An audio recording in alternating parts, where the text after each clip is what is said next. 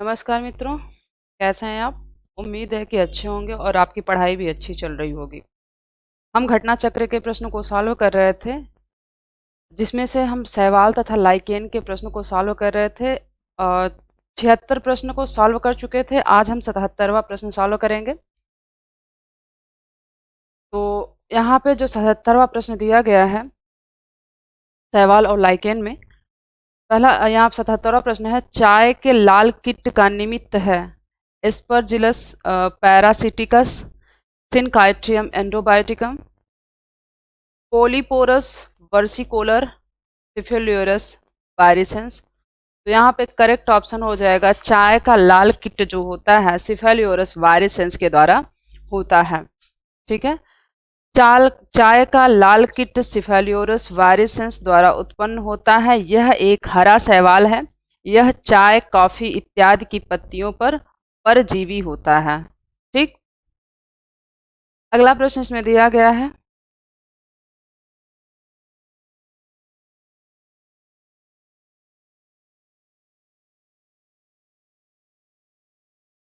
Ulothrix की वह कोशिका जिसके द्वारा वह भूमि आधार से जुड़ा होता है कही जाती है। यूलोथ्रिक्स का जो यूलोथ्रिक्स शैवाल है उसका स्ट्रक्चर कुछ इस तरह से होता है। यहाँ पर जो कोशिका पाई जाती है उसे होल्ड फास्ट कहते हैं और ये इस तरह से उसकी कोशिकाएं होती हैं। ठीक है, यूलोथ्रिक्स का जो प्लांट होता है वो इसी तरह से होता है। तो इसमें देखते हैं ऑप्शन क्या क्या दिया गया है। Rhizoids, holdfast, trichomes, root. तो करेक्ट ऑप्शन यहाँ पे हो जाएगा होल्ड फास्ट। तो यूलोथ्रिक्स एक बहुकोशिकी तंतुवत अशाखित हरा शैवाल है। इसमें इसमें तंतु में सभी कोशिकाएं क्लोरोफिल युक्त हरी होती हैं। सबसे नीचे की आधारी कोशिका रंगहीन तथा क्लोरोफिल रहित होती है, जिसे होल्ड फास्ट कहते हैं। इसके द्वारा वह भूमि आधार से जुड़ा होता है। ठीक है, और इसमें अगर पूछा जाता है कि ये किस प्रकार के जल में पाया जाते हैं, तो ये बहते हुए जल में पाए जाते हैं। ऐसे तालाब में या फिर ऐसे नदियों में होते हैं जहाँ पे पानी बहता रहता है। ठीक, शैवाल में कसाव रहित अमीबी युग्मकों को कहा जाता है अचल युग्मक, चल युग्मक, सम युग्मक, विषम युग्मक। तो करेक्ट ऑप्शन हो जाएगा अचल युग्मक। ठीक, एक्सप्लेनेशन देखते हैं इसका।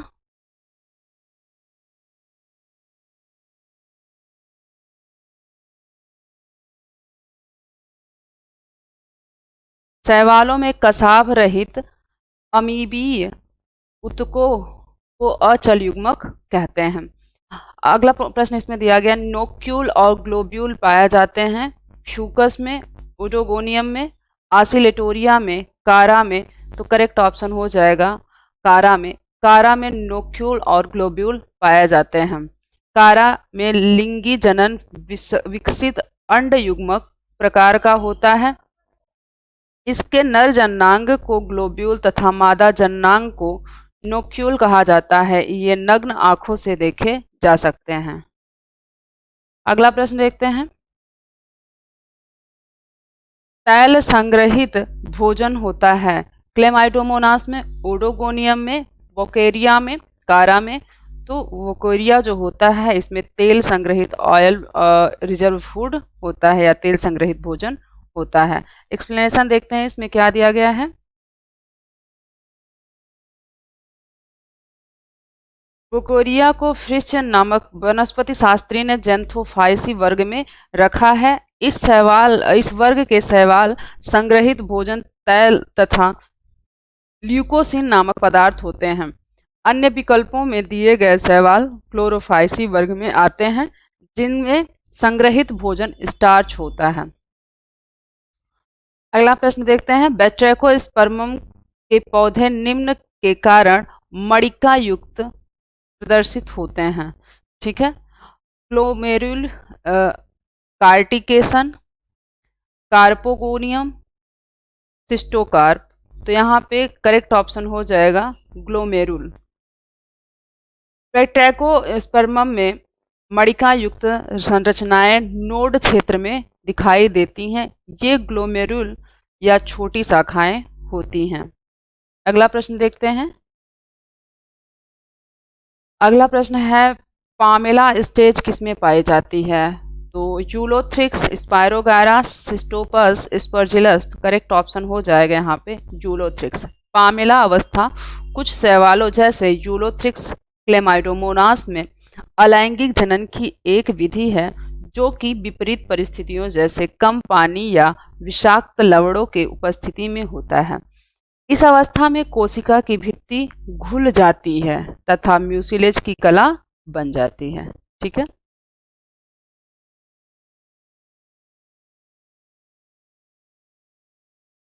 अगला प्रश्न देखते हैं। एक सेकेंड।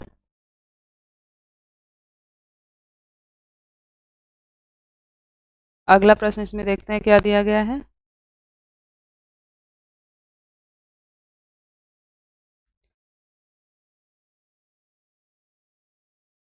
नास्टाक कोशिका के सबसे भीतरी परत, नास्टाक कोशिका की सबसे भीतरी परत बनी होती है म्यूकोपेप्टाइड की, सेलुलोज और पेक्टोज की, केवल पेक्टोज की। तो करेक्ट ऑप्शन हो जाएगा म्यूकोपेप्टाइड की। नास्टाक की जो सबसे भीतरी परत बनी होती है किसकी बनी होती है? म्यूकोपेप्टाइड की। एक्सप्लेनेशन देखते हैं इसमें क्या दिया गया है। नास्टाक एक नील हरित शैवाल है जो कि अन्य साइनोबैक्टीरिया समूह कहलाता है। ये मोनेरा जगत के जीव हैं। इसकी कोशिका भित्ति जीवाणुओं के समान म्यूकोपेप्टाइड या पेप्टाइडोग्लाइकान की बनी होती है। यह पदार्थ एक व्युत्पन्न अमीनो अम्ल होता है। ये नील हरित शैवाल है नास्टाक, और एनाबीना जैसे इसको साइनोबैक्टीरिया के नाम से जाना जाता है। इसे साइनोफाइसी वर्ग में रखा गया है। और विटेकर ने इसे फाइव किंगडम सिद्धांत में जब पूरे जीवों को, फाइव किंगडम में जब पूरे जीवों को डिवाइड किया गया था, पूरे जीव जगत को डिवाइड किया था, तो इसे मोनेरा वर्ग में रखा हुआ था। अगला प्रश्न देखते हैं इसमें क्या दिया गया है। अगला प्रश्न है, बैट्रैकोस्पर्मम शैवाल पाई जाती है ताजे जल में स्वतंत्र तैरने वाली, ताजे जल में शिला के ऊपर, समुद्री जल में स्वतंत्र तैरने वाली, समुद्री जल में शिला के ऊपर। तो करेक्ट ऑप्शन यहाँ पे हो जाएगा ताजे जल में शिला के ऊपर। बैट्रैकोस्पर्मम एक ऐसी शैवाल है जो कि मतलब रेड एल्गी है, लेकिन कहाँ पाई जाती है? ये फ्रेश वाटर में पाई जाती है। बाकी जितनी भी रेड एल्गी हैं वो सभी कहाँ पाई जाती हैं? मैरीन वाटर में पाई जाती हैं। इसका एक्सप्लेनेशन देखते हैं। बैट्रैकोस्पर्मम एक लाल शैवाल है जो ताजे जल में शिला के ऊपर पाई जाती है। इसमें फाइकोएरिथ्रिन की पर्याप्त मात्रा न होने के कारण यह बैंगनी या नीले रंग का प्रतीत होता है। इसे सामान्यतः फॉग स्पॉन शैवाल कहा जाता है। वह रेड शैवाल जो न तो लाल रंग की है और न ही समुद्री है। Polysiphonia, Gracilaria, Batrachospermum, Gelidium. तो करेक्ट ऑप्शन हो जाएगा बैट्रैकोस्पर्मम। अगला प्रश्न है, बैट्रैकोस्पर्मम होता है नील हरित शैवाल, भूरे शैवाल, अलवणीय जलीय लाल शैवाल, समुद्री लाल शैवाल। तो यहाँ पे करेक्ट ऑप्शन है अलवण जलीय लाल शैवाल। ठीक है, अगला प्रश्न देखते हैं। एक्सप्लेनेशन देख लेते हैं, अगर इसमें दिया है तो देख लें, नहीं तो इससे रिलेटेड एक्सप्लेनेशन ऊपर। अच्छा, इसमें एक्सप्लेनेशन नहीं दिया गया है। अगला प्रश्न देखते हैं क्या दिया गया है इसमें। बैट्रैकोस्पर्मम के कार्पोस्पोर होते हैं नग्न तथा अचलनशील, नग्न तथा चलनशील, ढके हुए तथा अचलनशील, ढके तथा चलनशील। तो करेक्ट ऑप्शन हो जाएगा नग्न तथा अचलनशील। ठीक है,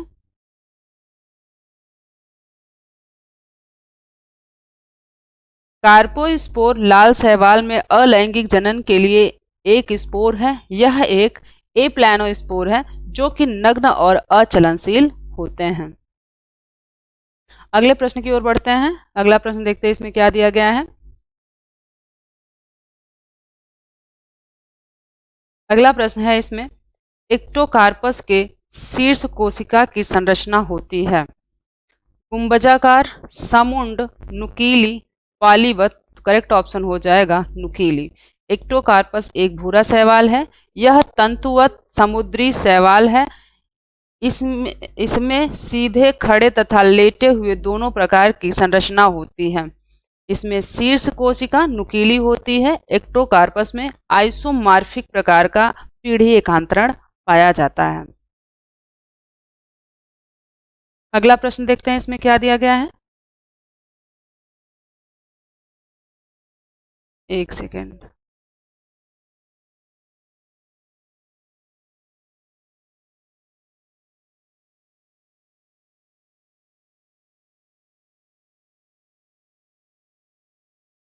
क्या और हाँ, कौन से शैवाल में पीढ़ी एकांतरण होता है? एक्टोकार्पस, क्लेमाइडोमोनास, वाल्वाक्स, ये सभी। तो यहाँ पे करेक्ट ऑप्शन हो जाएगा एक्टोकार्पस। अभी जस्ट ऊपर ही हमने देखा है कि एक्टोकार्पस में पीढ़ी एकांतरण पाया जाता है। अगला प्रश्न देखते हैं। अगला प्रश्न है, निम्नलिखित में कौन नीली हरी शैवाल नाइट्रोजन स्थिरीकरण नहीं है? तो नास्टाक, एनाबिना, साइटोनिमा, आसिलेटोरिया। तो यहाँ पे करेक्ट ऑप्शन जो हो जाएगा आसिलेटोरिया। आसिलेटोरिया नाइट्रोजन स्थिरीकरण नहीं है। ठीक है, इसमें एक्सप्लेनेशन देखते हैं क्या दिया गया है। एक्सप्लेनेशन है, आसिलेटोरिया में नाइट्रोजन स्थिरीकरण की क्षमता नहीं होती है। इसमें हेट्रोसिस्ट अनुपस्थित होता है। नास्टाक, एनाबिना तथा साइटोनिमा में नाइट्रोजन स्थिरीकरण की क्षमता होती है। ठीक है, आगे बढ़ते हैं। अगला प्रश्न दिया गया है, शैवालों में बहुवर्षिता का सबसे उपयुक्त विधि प्रदर्शित करता है? एकाइनेट, चल बीजाणु द्वारा, अचल बीजाणु द्वारा, निषिक्तांड द्वारा। तो यहाँ पे करेक्ट ऑप्शन हो जाएगा एकाइनेट द्वारा। ठीक है, शैवालों में बहुवर्षिता का सबसे उपयुक्त विधि एकाइनेट द्वारा प्रदर्शित होता है। यह शैवालों में अलिंगी जनन का एक प्रकार है।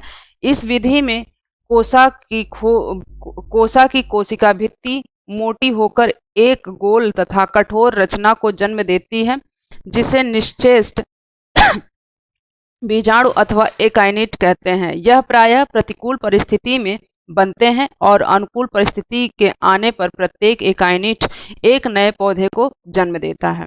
अगला प्रश्न देखते हैं, इसमें क्या दिया गया है।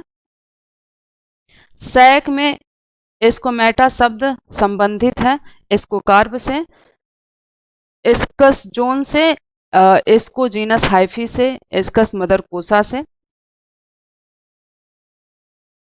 तो यहाँ पे करेक्ट ऑप्शन हो जाएगा इसको कार्प से। ठीक है, सैक में सैप में एस्कोमेटा शब्द कवकों की फ्रूटिंग संरचना से संबंधित है। इसे एस्कोमा तथा एस्कोकार्प भी कहते हैं। ये एस्कोमाइसिटीज वर्ग के कवकों में पाया जाता है। ठीक है, आगे चलते हैं हम अगले प्रश्न की ओर।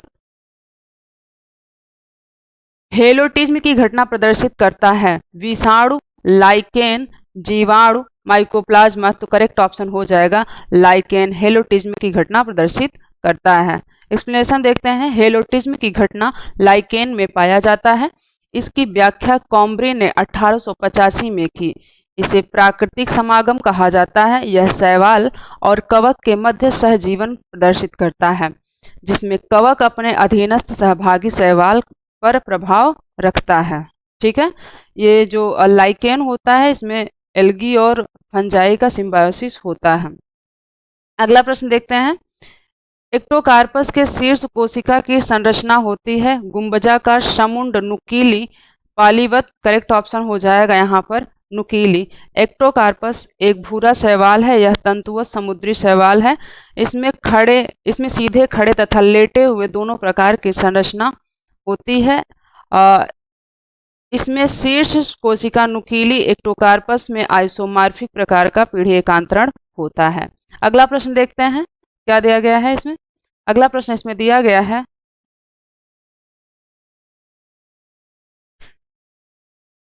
कौन से शैवाल में पीढ़ी एकांतरण होता है? ये पेज रिपीटेड हो गया है, ये पेज पूरा रिपीटेड हो गया है, इसलिए इस पेज को रिपीट करना सही नहीं है। आप वीडियो देखने के लिए धन्यवाद। अगर आपको वीडियो पसंद आता हो तो वीडियो को लाइक करिए, चैनल को सब्सक्राइब करिए और अपने ज़्यादा से ज़्यादा अपने दोस्तों को वीडियो को शेयर करिए।